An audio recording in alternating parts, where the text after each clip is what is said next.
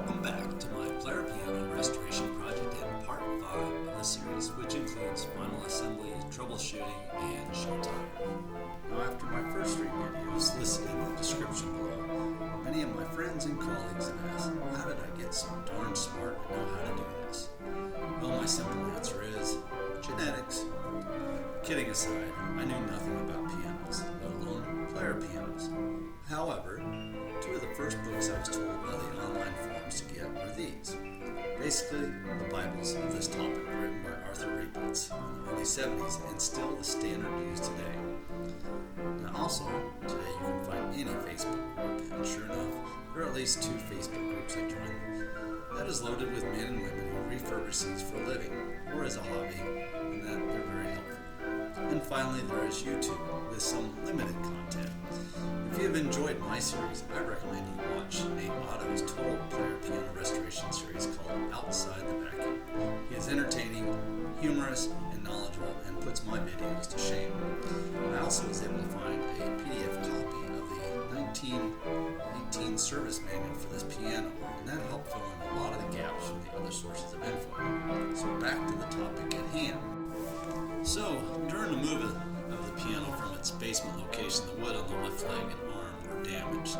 So I first had to get those repaired with some good old wood epoxy and sand it down. And then I thought it wise to finish the piano case before I got everything assembled.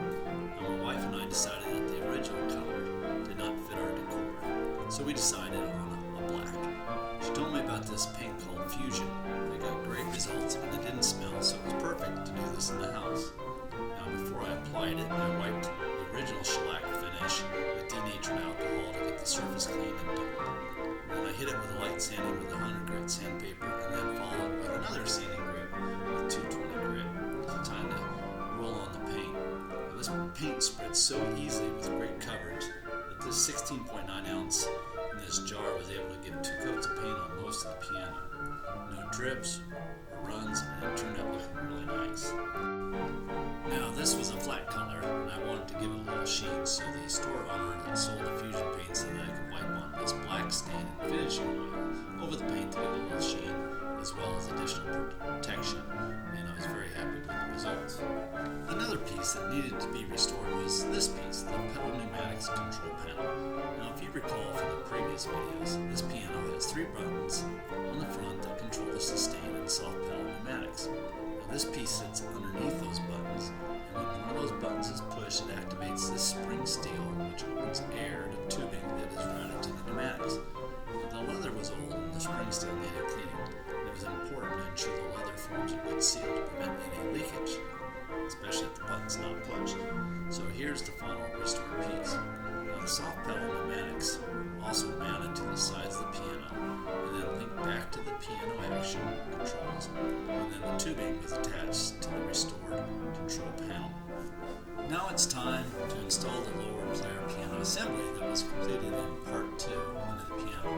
Now, the lower pump assembly was quite onerous and heavy, so I had to call some hustle to help, and so I enlisted my friend John, who was a former command sergeant major in the Army, and he's built like a tank.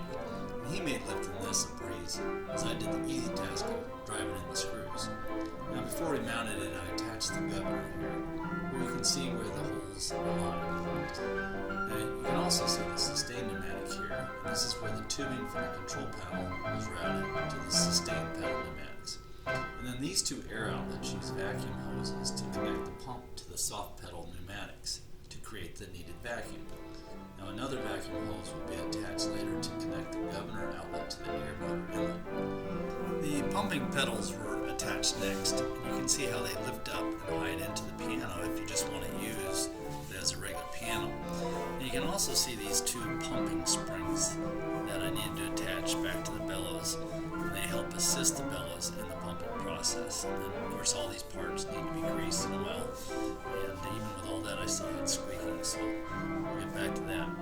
So then I just did a quick test to see if the soft pedal control panel and pneumatics worked with some pumping, created vacuum, blocked off all the airs, and gave it a quick check. So here you can see as I pump and create the vacuum, and then I'll push the one of the pedal pneumatics on the left side, and you can see it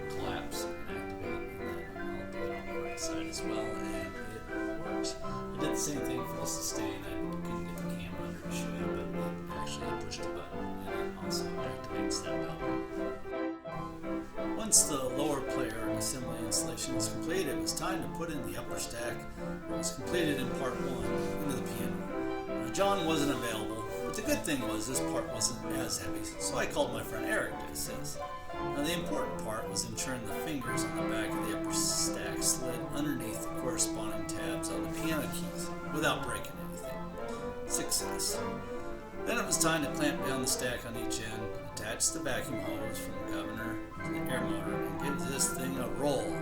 A music roll, that is. Now technically, I should have put in the 88 key test roll to make sure all the keys worked in order and there were no issues. But what fun is that? So I grabbed the music roll, the blue Danube Waltz, which everyone knows, da da da da da da da da da, and so here's how it actually sounded on my piano.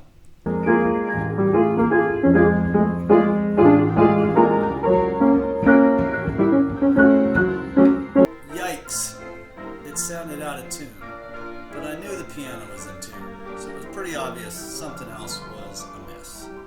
Remember back in the first video when I said I needed to get the tubing correct or the music wouldn't sound right? Well, apparently this genius screwed up and switched the tubing between these two pneumatic boards. Now, thankfully, it was a fairly easy fix to cut one and lengthen the other. But during the test, I also noticed a lot of hissing air coming from the governor, meaning I had some type of leak impacting the overall vacuum, which I needed to fix. I was able to track it down to the worn felt of the temporal slide rod here, where a big hole was exposed. I fixed that with some new foam. I also had multiple valves that needed some adjusting, but after getting those resolved, I figured I'd better run the test roll. Not going to bore you with that, but I did find two keys that didn't work because the fingers on the back were not aligned with the tabs, so I had to readjust those as well. And finally, I put in a new music roll called Mr. Freddie Blues and let her rep. Well, not literally, or that would be another problem, but here it is. We have success.